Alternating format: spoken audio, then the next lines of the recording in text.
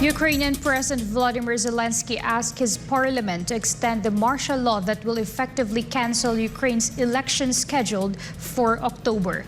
Andrea Santos has the details. Ukrainian President Volodymr Zelenskyy on July 26th submitted a proposal to the parliament to extend his country's martial law as well as general mobilization for another 90 days. The Ukrainian president first declared martial law on February 24, 2022, and has been extending it since then. Under martial law, all Ukrainian men ages 18 to 60, with some exceptions, are not allowed to leave Ukraine as they may be drafted to the military. It can be remembered that the Ukrainian parliament previously extended martial law and mobilization from May until August 18 of this year. Under Ukrainian law, parliamentary elections must be held no later than October 29th. It also requires a 60-day campaign period beginning August 28. Approval of Zelenskyy's request would mean that the martial law will be extended through November 15, and the Ukrainian constitution prohibits any elections during it. Zelenskyy also mentioned this in May, saying, quote, "If we have a martial law, we cannot have elections. The Constitution prohibits any elections during martial law." End of quote. In June, Zelenskyy in a BBC interview said that elections happen in a time of peace, when there is no fighting.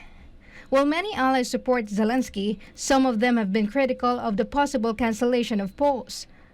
Parliamentary Assembly of the Council of Europe Chief Tinny Cox, in an interview, said that Ukraine should prepare for a vote as soon as possible because democracy cannot properly function without the elections. Meanwhile, Zelenskyy said that Ukrainian forces have received reinforcements for its air defense capabilities, although he did not specifically mention where it will be deployed. The Ukrainian president said it will be directed to where they are most needed.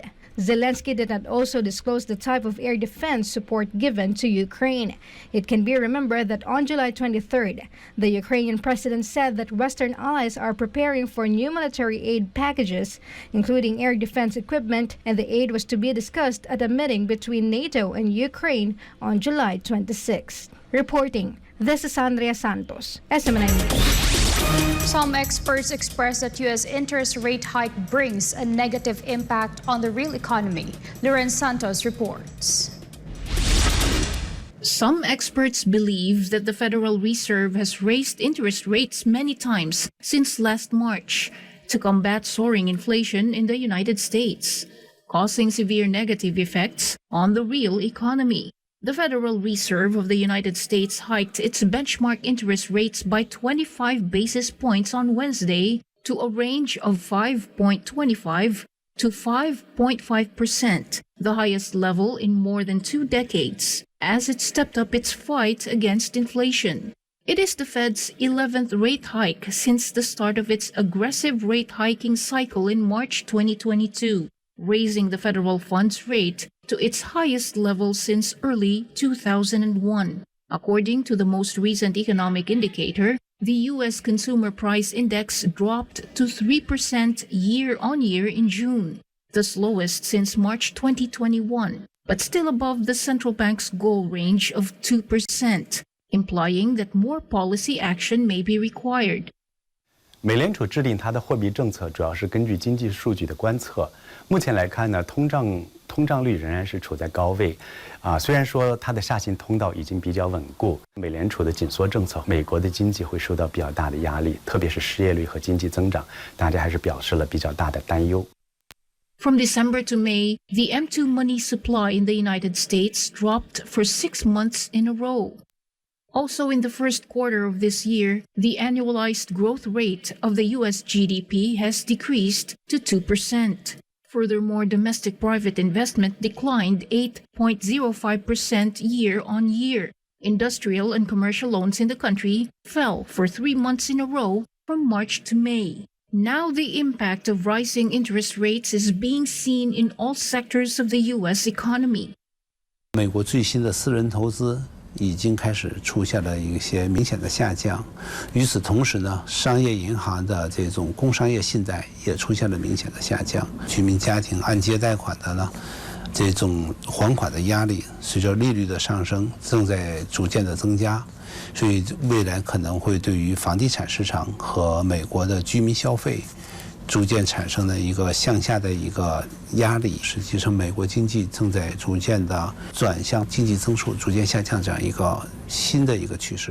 According to the most recent S&P Global Survey, overall business activity in the United States has dropped to the slowest level in nearly 5 months. Reporting, this has been Andrea Santos, SMNI News. Soldiers of the landlocked West African country of Niger announced a coup on national television after reports emerged that they detained their elected president, Mohamed Bazoum. Virgil Parba reports. Niger, a former French colony, witnessed a military coup on Wednesday as soldiers in military uniforms declared they have taken power and President Mohamed Bazoum was reportedly seized by members of Presidential Guard, leading to international condemnation and uncertainty in the region. In a video message, Colonel Major Amadou Abdramani, surrounded by soldiers, announced the end of the current regime, citing a deteriorating security situation and poor governance, and consequently national institutions were suspended and the country's land borders were temporarily closed. Nous, forces de défense et de sécurité, réunis au sein du Conseil national pour la sauvegarde de la patrie, CNSP, avons décidé de mettre fin au régime que vous connaissez. Cela fait suite à la dégradation continue de la situation sécuritaire, la mauvaise gouvernance économique et sociale. Réaffirmons notre attachement au respect de tous les engagements souscrits par le Niger. Nous rassurons la communauté nationale et internationale par rapport au respect de l'intégrité physique et morale des autorités déchues conformément aux principes des droits humains. The colonel also asked foreign powers not to interfere on the matter. Meanwhile, supporters of the Niger president took the streets to protest against the military takeover. The international community swiftly condemned the coup, with United Nations Secretary General Antonio Guterres strongly denouncing the move and said that the international body stands by the government and the people of Niger. The Secretary General is following closely the situation in Niger. He condemns in the strongest terms any efforts to seize power by force and to undermine democratic governance, peace, and stability in Niger. The Secretary General calls on all actors involved to exercise restraint and ensure the protection of constitutional order. The United Nations stands by the government and people of Niger. While the Economic Community of West African States, or ECOWAS, condemned the attempted coup and demanded the release of the democratically elected president. The coup in Niger adds to regional instability, given the neighboring countries Mali and Burkina Faso have also experienced recent coups amidst jihadist uprisings. International leaders are closely monitoring developments and are calling for a return to constitutional rule in Niger. It can be noted that the now deposed President Bazoum is perceived as pro-West or a key Western ally in the war against Islamist militancy in West Africa. U.S. Secretary of State Antony Blinken called for the immediate release of President Mohamed Bazoum.